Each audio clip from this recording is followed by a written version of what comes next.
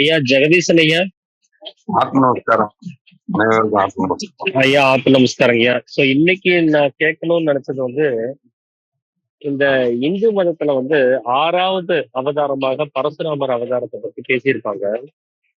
ஆஹ் அதுல வந்து அவர் ஒரு 21 சத்திரியர்களை அவர் அழிச்சிருக்கிறாரு அப்படின்னு சொல்லி சொல்றாங்க. உம் அது போக சிவனை அவரு தவம் இருந்து சிவபெருமான் கிட்ட ஒரு கோடாரிய வரமாக அவர் வாங்கியிருக்கிறாரு அப்படின்னு சொல்லப்படுது. ஆமா அது போக சிரஞ்சீவி அப்படின்னு சொல்லக்கூடிய ஒரு வரத்தையே அவர் அடைஞ்சதாக சொல்லப்படுது. ஆமா இதுல இன்னொன்னு முக்கியமா சொல்ல வேண்டியது, தந்தை சொல்மிக்க மந்திரம் இல்லை அப்படிங்கிற மாதிரி அந்த பழமொழிக்கு எடுத்துக்காட்டா அவரு ஒரு செயல் கூட செஞ்சிருப்பாரு.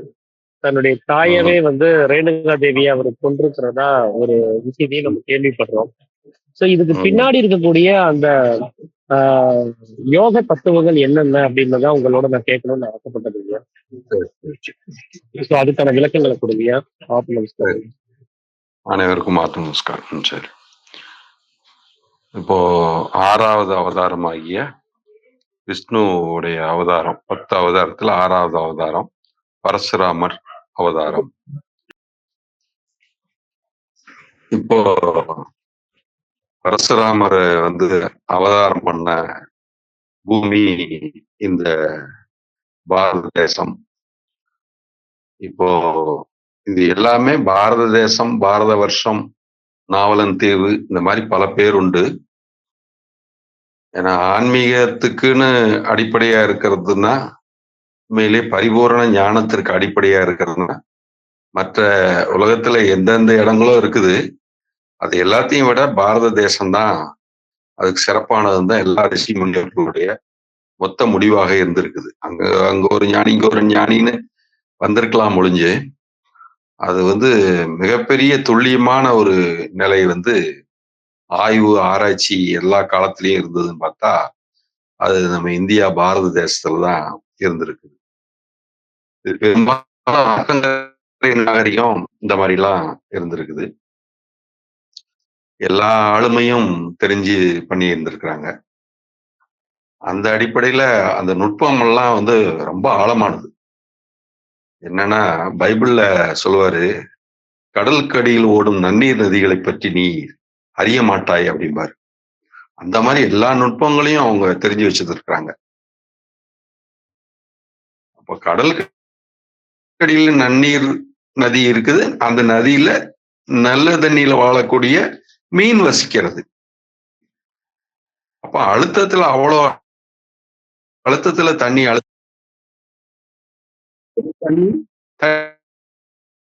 தனியா ஓடிட்டு இருக்கிறத சொல்றேன். அப்ப இந்த மாதிரி எல்லாம் கூட அற்புதங்கள் இருக்குது. சில இடங்கள்ல பார்த்தா மேல பனிக்கட்டியா இருக்கும், ஆனா உள்ள பார்த்தா ஆறு தனியா ஓடிட்டு இருக்கும். மேல பனிக்கட்டி கெட்டியா நிற்கும், பாலம் மாதிரி. அந்த மாதிரிலாம் அப்போ இந்த சூட்சுமம் அதெல்லாமே வந்து ஆன்மீக அறிவு வச்சு, அந்த மனதினுடைய நுட்பத்தை வச்சு கண்டுபிடிச்சிருக்கிறாங்க. ஒரு சாதாரணமா ஒரு இது சொல்லுவாங்க, நான் கொஞ்சம் ஃப்ரீயா தான் பேசுறேன், போ இந்த சப்ஜெக்டோட இணைஞ்சது தானே, இருந்தாலும் அது சொல்றேன். நீர் நுழையாத இடத்துல நெய் நுழையும் அப்படிம்பாங்க. நெய் நுழையாத இடத்துல காற்று நுழையும். அப்போ நீர் நுழையலன்னா நெய் நுழையுது, நெய் நுழையலன்னா காற்று நுழையுது, காற்றும் நுழையாத இடத்துல புகை நுழையும். அப்புறம் புகையும் நுழையாத இடத்தில் என்ன நுழையும் அப்படின்னு பார்த்தா மனம் நுழையும். அப்ப மனதை இந்த இடத்துல வைக்கிறாங்க பாருங்க. மனமும் நுழையாத இடத்துல என்ன நுழையும் அப்படின்னா அறிவு நுழையும் வைக்கிறாங்க. அப்போ ஒன்னொன்னு டெப்த்.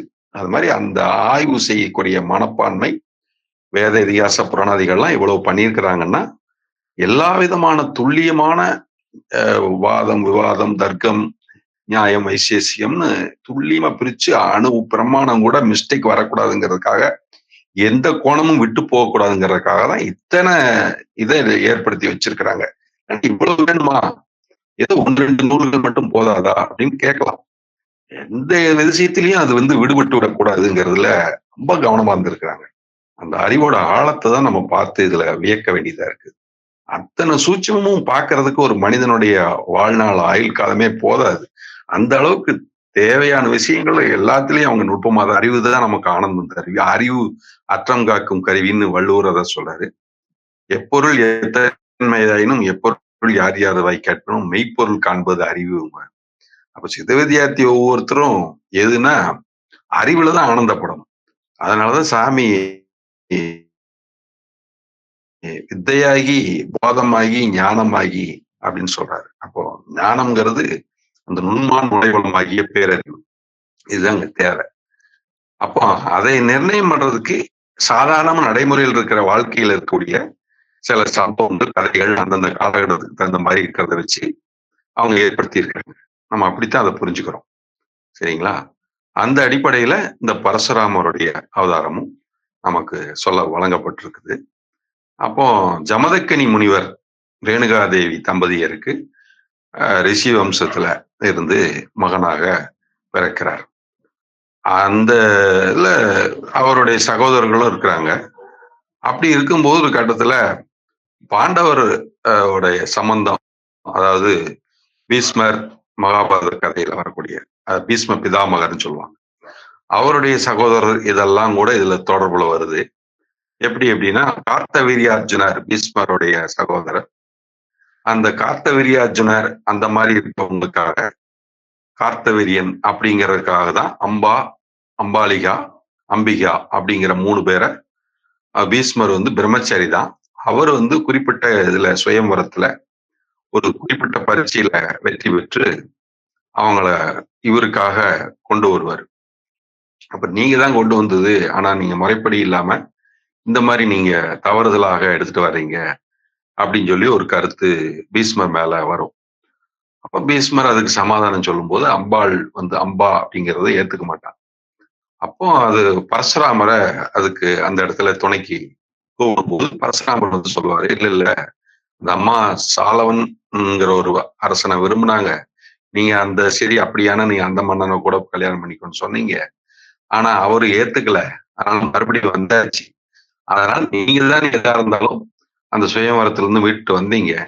இப்பவும் நீங்க தான் பொறுப்பு. அதனால நீங்க தான் கல்யாணம் பண்ணிக்கணும் அப்படின்னு சொல்லி பரசுராமர் ரெக்கமெண்ட் பண்ணுவார். அப்போ பரசுராமர் சொல்லி அவர் கேட்க மாட்டார் பீஷ்மர். அப்போ ஏன்னா பீஷ்மர், துரோணர், கர்ணன் இவங்க எல்லாத்துக்குமே சஸ்திர பயிற்சி, ஆயுத பயிற்சி, போர் பயிற்சி எல்லாம் கொடுத்தவரு பரசுராமன் தான். பராசர கோரைன்னு சொல்லுவாங்க. அந்த லைன் வேற. அது வந்து ஜோதிடத்துல சொல்லுது. அது பராசரர் அது வேற. பராசர முனிவர்மாங்க அது வேற. இது பரசுராமர். எங்க ஊருக்கு கூட காலையில முதல் பஸ் கோயில்பட்டியில இருந்து அந்த குருமலை ரூட்ல போற முதல் பஸ்ஸே பரசுராமபுரம் வண்டின்னு தான் போட்டிருக்கும். போர்டு வந்து பரசுராமபுரம் தான் போட்டிருக்கும். எங்க ஊருக்கு பக்கத்துல கொஞ்சம் தூரம் ஒரு 5, 6, 7 கிலோமீட்டர் தள்ளி பரசுராமபுரம்னு அந்த பேர் அந்த காலத்துல இருந்தே பழைய காலத்து ஊர் குருமலை இதெல்லாம். அந்த பேர் இன்னும் கூட அது நினைச்சிருக்குது. பரசுனாபுரம்னு இவங்க சுருக்கமா கிராமத்து வழக்குல சொல்லுவாங்க. பரசுநாதர் அப்படின்னு கோயில்ல கூட சில இடங்கள்ல அப்படி சொல்லப்படுது. அதனால பரசுராமருக்கு அந்த இது உண்டு. அந்த அடிப்படையில இவர் வந்து பிராமணராகத்தான் இருக்கிறாரு அப்படின்னு சொல்லப்படுது. பிராமணர்னா சத்திரியனுடைய ஒரு தன்மையும் அவர்கிட்ட இருந்திருக்குது அப்படிங்கிறத 2 கலந்த தன்மை அவர்கிட்ட இருந்திருக்குது அப்படின்னு சொல்லியிருக்கிறாங்க. அப்போ அவர் பீஷ்மர் கிட்ட சண்டை போடும் கடைசியில இந்த போர் முடிவுக்கு வராத நிலையில தேவர்கள் சமாதானப்படுத்தி அமைதியாக்குவாங்க. அப்புறம் அந்த அம்பாங்கிறவன் தவம் பண்ண போயிடுவான். சிகண்டிங்கிற உருவம் எடுத்து மகாபாரதத்துல பீஷ்மருக்கு உடைய மரணத்திற்கு கூட ஏதுவா வந்து எதிராக வந்து பீஷ்மருக்கு எதிராக வந்து சிகண்டியாக வந்து நிற்பாரு. அந்த சிகண்டி பெண் அப்படிங்கிறதுனால அலித்தன்மை இருக்கிறதுனால அவர் கொல்லாம விடும்போது அந்த பாதிப்பு வந்து பீஷ்மருக்கு வந்துருக்கு. அதனாலதான் அவர் அம்பு படுக்கையில படுக்க வேண்டியதா ஒரு நிலைமை கூட வரும். அப்படிலாம் அதோட கதை வந்து தொடரும். இப்ப நம்ம அந்த இடத்துக்கு போகாம பரசுராமரோட இடத்துக்கு மட்டும் வந்துடும். பரசுராமர் இந்த மாதிரி கர்ணருக்கு அதே மாதிரி சத்திரியன்கிறத மறைச்சு பிராமணத்துவம்னு சொல்லிட்டு கர்ணன் அது அவர்கிட்ட வாங்கி போது கடைசியில உண்மை தெரிஞ்சு போனதுக்கு அப்புறம் கர்ணத்தை உனக்கு மறந்து போகணும். கர்ணருக்கும் அதே மாதிரி இதே பரசுராமர் தான் சாபம் கொடுக்குறாரு. துரோணர் அவருக்கும் இவர் தான் உபதேசம் கொடுத்திருக்கிறாரு. இப்படி வந்து ரொம்ப முன்னால இருந்த ஒரு வரும்போது இந்த கார்த்தவீர்யார்ஜுனர் வந்து என்ன பண்ணுவாருன்னா, ஜமதக்கினி ஆசிரமத்துல காமதேனுங்கிற பசு எப்படி வசிஷ்ட ஆசிரமத்துல இருந்த மாதிரி இவர்கிட்ட இருக்கும். அதை இது பண்றதுக்காக கார்த்தவீர்யார்ஜுனர் வந்து தாக்குவாங்க. அது ஆசிரமத்தை தாக்கணும்னா சேதம் உண்டாகும். அதுக்கப்புறம் அவருடைய மகன்கள் இந்த அவர் ஜமதக்கினி முனிவரை கொன்றுவாங்க. அப்படி ஒரு தன்மை வந்துரும். அந்த ஒரு வேகம் வந்த உடனே இது எப்படி தவறா நடந்து போச்சே அப்படின்ட்டு உடனடியாக வந்து அவர் பரசுராமர் வந்து இல்ல அப்ப நான் வந்து இனிமேலு இந்த சத்திரியர்களை வதம் செய்வேன் அப்படின்னு ஒரு சபதம் ஏத்துக்கிறார். அப்போ பரசுராமர் 21 தலைமுறை, அதாவது 3 உலகத்திலும், ஒரு உலகத்துல 7 தலைமுறை வச்சு 3 உலகத்திலே இருக்கிற 21 தலைமுறையும் சத்திரிய சம்ஹாரம் பண்ணுகிறார். அதாவது அவர் 21 முறை பூமியை வலம் வந்து சுத்தி செய்வதாக சொல்லப்பட்டிருக்கிறது. அதாவது எந்த வகையில நம்ம பார்த்தாலும் இது யோக நுட்பத்திலையும் இதை சொல்ல முடியும். இந்த 6 ஆதாரம் முடிஞ்சு 7வது ஆதாரம் சகசரதளம். இதை வந்து ஜாக்கிர சொப்பன சுளுப்தி இந்த மாதிரி 3 விதமான தன்மையிலையும் சேர்ந்து அதை வந்து சுத்தி செய்யப்பட்டதாக நம்ம எடுத்துக்கொள்ளலாம். அந்த அனுபவத்துல நுட்பமான இடங்கள்ல சுத்தம் செய்யப்பட்டதாக கருதி கொள்ளலாம். 21 முறை பூமியை சுத்தி வந்தார் அப்படின்னா, இப்போ நம்ம சுவாசத்துடைய தன்மைகள் என்ன 21,600 தடவை ஒரு நாளைக்கு சுவாசிக்கிறோம். இந்த மாதிரி 21 அப்படிங்கிறது ஒரு ஒரு முக்கியமான கணக்குல வருது. அந்த மாதிரி நம்ம அதை எடுத்துக்கலாம். அப்ப அந்த ரீதியில நமக்கு தர்மத்தை நிலைநாட்டுவதற்காக, அதாவது அதர்ம வழியில போயிட்டாங்க கார்த்தவீர்யார்ஜுனர் அவங்களுடைய மகன்கள் எல்லாமே. அப்போ அதை தடுத்து நிறுத்தி தர்மத்தை பூமியில மறுபடியும் நிலைநாட்டுவது அப்படிங்கிற நோக்கம் சூட்சமா வந்து யோகம் ஞானம் அப்படிங்கிறது. இப்போ மகாபாரத கதையை பார்த்தா யோகம் ஞானம் இதை வந்து புறத்தில் இருக்கிற கதையா சொல்லி அகத்தில் இருக்கிற யோக நுட்பங்களை சொல்றதுக்காக ஏற்பட்டது தான். அந்த அடிப்படையில தான் இதுவும் கொடுக்கப்பட்டிருக்குன்னு தான் நம்ம அதை புரிஞ்சுக்கணும். தெய்வ அம்சங்கள் ரீதியில் அவங்க எல்லாத்தையும் அவங்களோட சங்கல்பம் காரணமாக எல்லாவற்றையும் மிக தெளிவாக புறத்திலும் உள்ளிலும் எல்லா வகையிலும் நமக்கு எல்லாம் புரிகிற மாதிரி கதை அம்சங்களாக கொடுத்துருக்குறாங்க. இப்போ அந்த ரீதியில் அவர் அந்த தலைமுறையில் இது பண்ணுறாரு. அவர் சிவபக்தராக இருக்கிறாரு. இந்த சிவன்ட்டு தவம் இருந்து கோடாலியை வரமாக பெறுகிறாரு. அப்புறம் பரசுராம தேசம் கேரளா அப்படின்னு சொல்லக்கூடியது. அங்கே திருவல்லம்ங்கிற இடத்துல கேரளாவில் பரசுராமருக்கு கோயில் இருக்குது. அப்போ அந்த பரசுநாத லிங்கம் அப்படின்னு சொல்லுவாங்க. அது நிறைய சிவலிங்கங்களை அங்கே வந்து நிறைய சிவலிங்கம் கோயில்களை அங்கே தான் கேரளாவில் தான் பிரதிஷ்டை பண்ணியிருக்கிறாரு. அதனால் கோடாலியை எடுத்து போட்டு கடல் பின்வாங்கி அந்த பூமி வந்து வெளிப்பட்டது. அதனால் கேரளா பரசுராமர் பூமி அப்படின்னு சொல்லுவாங்க. அந்த அடிப்படையில் அந்த ஆகமம் முறை இந்த ஆரிய வம்சத்திலேருந்து வந்து ஒரு பிராமணராக வந்து அங்கே நிறைய பிராமணர்களை குடியமர்த்தி அந்த வழிபாட்டு முறைகளுக்கெல்லாம் ஏற்பாடு பண்ணும். ஆகம முறை வேத முறை எல்லா முறையிலையும் அங்கே அவர் தான் அந்த கோயில்கள்லாம் ஸ்தாபித்து அதை ஏற்பாடு பண்ணது அவர் தான் அப்படின்னு சொல்லுவாங்க. அந்த அடிப்படையில் அந்த நுட்பங்கள்லாம் இன்னைக்கு வரைக்கும் அதோட தாத்பரியம் போயிட்டு தான் இருக்குது. அது நடந்துட்டு தான் இருக்குது. அந்த மாதிரி போயிட்டு இருக்குது. அவர் வெறும் வேதம் புராணம் ஆகமும் இதிகாசம் இந்த மாதிரி விஷயத்துல மட்டும் அவர் நுட்பமா இல்லாம எல்லா காலகட்டத்திலையும் காலத்தையும் கடந்து இருக்கிறாரு. அஸ்திர சஸ்திர போர் பயிற்சி முறைகளையும் நல்லா தெரிஞ்சு வச்சிருக்காரு. அதாவது யோக நுட்பத்துல இருக்கிற விஷயங்களையும் சரி, புறத்துல இருக்கிற போர்க்கலைகளையும் சரி, எல்லாமே நல்ல ஆழமான அறிவுடையவராக பேரறிவை பெற்றிருந்திருக்கிறாரு. அந்த அடிப்படையில் அந்த முனிவருடைய இதில் மகனாக ஜமதக்கனி முனிவரோட மகனாக அந்த சங்கல்ப ரீதியில அவதாரத்திற்கென உருவாக்கப்பட்டவராகத்தான் அவர் இருந்ததாக அந்த கருத்து வருது நமக்கு. அப்ப அந்த அடிப்படையில அவர் சத்ரு சம்ஹாரம் பண்ணி தான் இத நமக்கு வந்து ஸ்தாபிச்சு காமிக்கிறாரு. தர்மத்த ஸ்தாபிக்கிறாரு.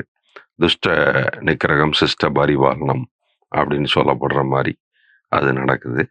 அப்ப அந்த அடிப்படையில அவரோட தாயார கூட இது பண்றது அப்படிங்கிறது, அதாவது தன்னுடைய மனதினுடைய சலனம் அப்படிங்கிறது தான் அது சொல்லணும். அப்ப அந்த அடிப்படையில மீண்டும் அது சரி செய்யப்பட்டது அப்படிங்கிறனால தான் அந்த தாயாரையும் சகோதரரையும் அழிச்சதுக்கு அப்புறம் மறுபடியும் தந்தை சொல் மிக்க மந்திரம் இல்லைன்னு அவருடைய இதுக்கு மறுபடியும் வரம் வாங்கி மறுபடியும் தாயாரையும் சகோதரர்களையும் உயிர்ப்பிச்சிடுறாரு. அப்படிதான் அது வருது. அப்போ அந்த அடிப்படையில எப்படி மறுபடியும் அப்படி உயிர்ப்பிக்க முடியுது அப்படின்னு பார்க்கும்போது, அது தெய்வீக ஆற்றல்னால எல்லாமே சாத்தியம்தான் அப்படின்னு அவரோட மனது மறுபடியும் புதுப்பிக்கப்பட்டு தூய தன்மை அடைகிறது, அகங்காரம் இல்லாமல் போகிறது. அப்புறம் ஞான நிலையில மேல்நிலை அடைகிறாங்க. அப்படிங்கிறத அந்த புத்துணர்ச்சி மறுபடியும் புதுமையா ஆரம்பிக்கிறது அப்படின்னு இருக்கு. அதே மாதிரி ஸ்ரீகிருஷ்ணர் காலம், ராமர் காலம் எல்லா யுகங்களையும் கடந்து, அது திரேதா யுகம் எங்க, கிருதா யுகம் எங்க, இதெல்லாம் கடந்து அவர் எல்லா காலங்கள்லயும் இருக்கிறார். அதாவது சூரிய வம்சம் அப்படின்னு சொல்லுவாங்க. அந்த மாதிரி எல்லாமே வந்து அந்த காலகட்டங்கள்ல எல்லா காலகட்டத்தையும் கடந்து நித்திய சிரஞ்சீவியாக வாழுகிறார். அதாவது சுத்த பிராணன் அப்படிங்கிற ரீதியில இது சொல்லலாம்.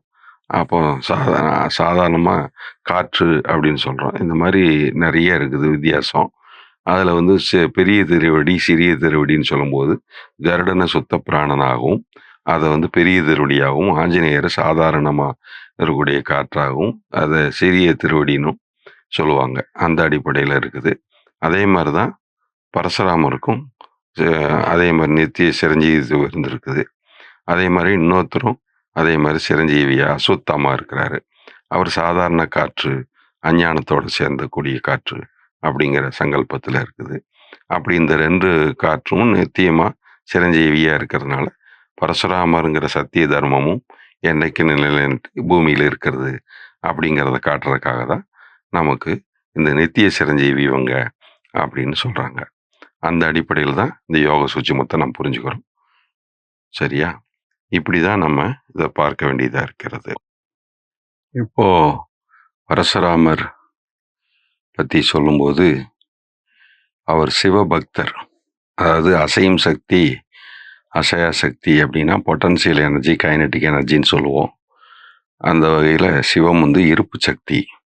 சிவசக்தி வந்து அதிலிருந்து அசைஞ்சு வெளியே வெஞ்ச தானா இருக்கிற சக்திக்கு சலனம் உண்டானது போது அசைவு ஏற்பட்டு வெளியில வந்ததுதான் சிவசக்தி. அதுதான் நம்மகிட்ட சிவசக்தி திருமூச்சாகும் அப்படின்னு சித்தர்கள் சொல்ற மாதிரி இருக்குது. அந்த சிவசக்தியினுடைய தன்மையாக சலனமாக தான் நமக்கு பரசுராமருடைய தன்மை இருக்கிறது. அப்படிதான் அந்த யோக நுட்பத்துல இருக்குது. அதாவது உலகம் நலமாக இருப்பதற்காக வேண்டி உலகத்தினுடைய படைப்பு, அழிப்பு, காப்பு, மறைப்பு, அருளும் தன்மை இதெல்லாம் சேர்ந்துதான் அது கருணை எல்லாமே. உக்கிர ரூபமாகவும் அங்கதான் இருக்கு, கருணை ரூபமாகவும் அங்கதான் இருக்குது. அப்படிப்பட்ட தன்மையில தான் பரசுராமருடைய அவதாரம் நமக்கு இருக்குது. அந்த அடிப்படையில அந்த சிவசக்தி அப்படிங்கிற தன்மையில தான் அவருடைய பிராணன் இருக்குது. அஸ்வத்தாமா அப்படிங்கிறது அந்த அடிப்படையில இருக்கும்போது காடுகள் அலைந்து அறியாமையோட கூடிய அந்த சக்தி அப்படிங்கிறத நம்ம புரிஞ்சுக்கிறோம். அதே இது பரசுராமர் நித்தியமான சத்தியம் தர்மம் இதனுடைய சொரூபமாக நமக்கு அறியப்படுகிறது. அந்த வகையில் நம்ம அதை புரிஞ்சுக்கலாம். அப்போ உறுதிப்பாடு, சத்தியம், தர்மம், தொடர்ந்து முயற்சி, அப்புறம் அறியாமை நீக்குதல், அஞ்ஞானத்தை நீக்குதல், தூய தன்மை நிலைநாட்டுதல்ங்கிறது தான் பரசுராமருடைய தன்மை இருக்கு. தெய்வீகத்துக்கு தன்னை ஒப்பு கொடுத்தல், இதெல்லாம் சேரும்போது தான் வருது. அப்போ எல்லா காலகட்டங்களையும் அவர் இருந்திருக்கிறார். ராமர் வந்தோடனே ராமருடைய சிவதனுசு வில்லு, அவர் ஜனகருடைய வில்லு சிவதனுசை ஒடித்த பிறகு அந்த சத்தத்தை கேட்டு அங்க வந்து பரசுராமர் வந்துடுறாரு.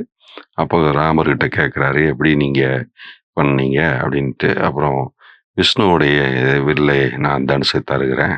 அதை நீங்க ஏற்ற முடியுமான்னு கேட்குறாரு. உடனே அதுல நாணயத்தை காமிச்ச உடனே அப்ப இவர் விஸ்வ அம்சம் தான் அப்படின்னு தெரிஞ்சுட்டு அவர்கிட்ட தன்னோட தெய்வீக சக்தியை மொத்தமும் கொடுத்துட்டு அவர் காட்டுக்கு தவம் இருக்க போயிடுறாரு அப்படின்னு சொல்லி அர்ப்பணம் சரண்டர் ஆகிற தன்மை அங்க வருகிறது.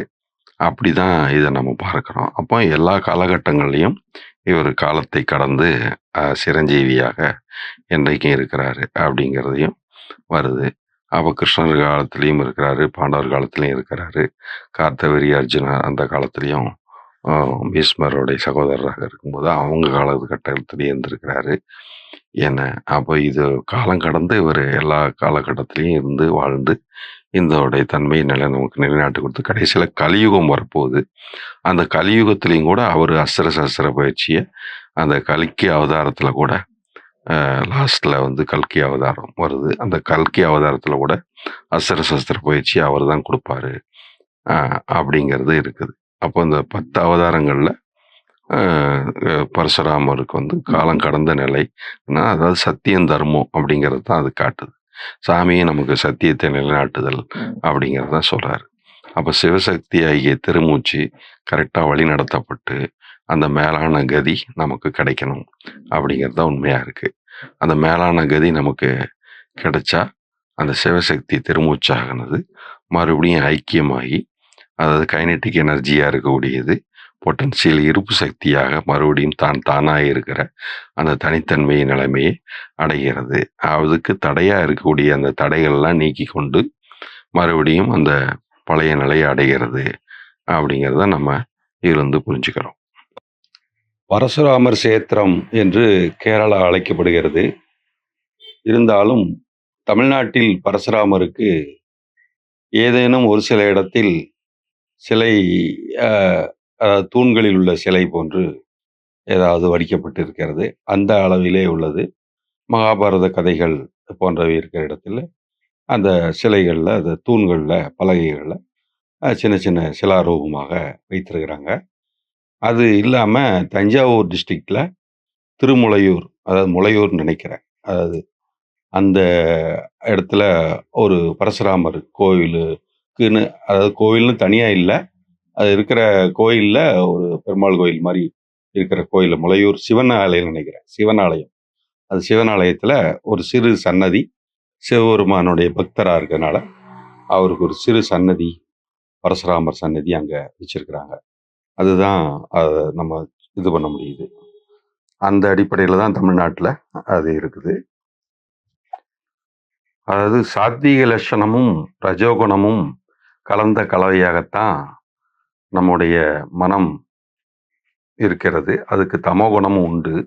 ஆனா பரசுராமரை பொறுத்தளவுல வந்து தமோகுணம் இல்லாம ரஜோகுணமும், அதாவது சத்திரியருக்குள்ள குணமும், அதாவது சாத்வீக குணமாகிய பிராமணத்துவமும் இருக்கக்கூடிய தன்மையாக கலந்த கலவையாக இருந்து ஒரு வேகமான சக்தி, உக்கிரமான சக்தியாக இருந்து தர்மத்தை நிலைநாட்டக்கூடிய தன்மையில வேகம் காட்டி, எப்படி வாமன அவதாரத்துல திரிவிக்ரம அப்படின்னு சொல்லக்கூடியது, அதாவது ஜாக்கிர சொப்பன சுளுப்தி அப்படிங்கிறதையும் கடந்து உடல் மனம் அகங்காரம் மூணையும் கட்டுப்படுத்துறதுனால திரிவிக்ரமர்னு எப்படி சொல்றாங்களோ அது மாதிரி 3 உலகங்களும் இருக்கிற 7 தலைமுறையாக இருக்கிற சத்திரியர்களை சம்ஹாரம் செய்து தர்மத்தைக்கு எதிராக செயல்பட்டவங்களை தடுத்து நிறுத்தி தர்மத்தை ஸ்தாபிக்கிறதுக்கு முயற்சி பண்றாரு.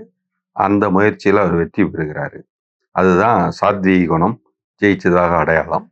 அது மீண்டும் அது தன்னுடைய ஒடுக்கத்துல போய் பண்றதுதான் அவர் தவம் செய்வதற்கு மறுபடியும் காட்டுக்கு செல்லுகிறார் அப்படிங்கிற அர்த்தம் அதுல வருது. இந்த பரசுராமர் அவதாரத்திற்கும் ராமருடைய அவதாரத்திற்கும் அடுத்து பலராமர் இப்படி கூட இருக்கிறது. அந்த அடிப்படையிலே பார்த்தால் நமக்கு இந்த ராமர்ங்கிற ஒரு தத்துவம் வந்து நெருப்பு தத்துவம் அல்லது தனுசு அல்லது அம்பு அல்லது ஆயுதத்தை கையில் வைத்திருத்தல், இதெல்லாம் வந்து இதுல வருது. இதுல வந்து ஆயுத பரீட்சையில இவர் நல்லா தேர்ந்திருந்தாரு. ஆயுதங்களை கையாளுவதில் அதை ரொம்ப முக்கியத்துவமா எல்லாத்தையும் தெரிஞ்சிருந்தாரு. வேளாண் விவசாயம், ஆளுமை, சமூக ஒத்துமை இதை பத்தின பல விஷயங்களை, சமுதாய கட்டமைப்பு, இதெல்லாம் பரந்த நோக்கம். அதாவது உலகம் தழுவிய நிலையில அவருடைய எண்ணம் உயர்வானதாக, பெரிய நோக்கமாக இருந்திருக்கிறது. அந்த நோக்கம்தான் அவருக்கு அங்க நிறைவேற்றப்பட்டிருக்கிறது. அந்த அடிப்படையில் தான் பரசுராமர் அவதாரம் நமக்கு மேலான நிலையா காணப்படுது. அந்த வகையில் நம்ம இதை உயர்வானதை எடுத்துட்டு பரசுராமருடைய அவதாரத்தினுடைய சிறப்பு இந்த அளவுல நம்ம புரிஞ்சுக்கிறோம். மேலும் ஏதாவது இதை தொடரணும்னாலும் தொடரலாம்னு நினைக்கிறேன்.